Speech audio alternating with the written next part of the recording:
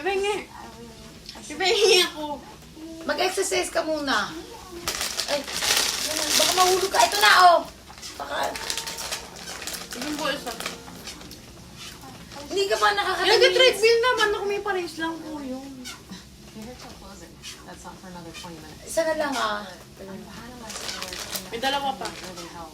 30 minutes ka dyan. Tama na yan. Hindi mo matutunaw ng ganun-ganun lang. May nagdumuokin naman ako matutunan po yan. May pag uminom ako ng tubig. Kumuha dyan na ka lang.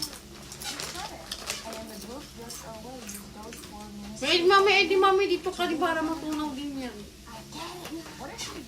Mamaya, pagtapos mo ako dyan. Ito mataba ka no.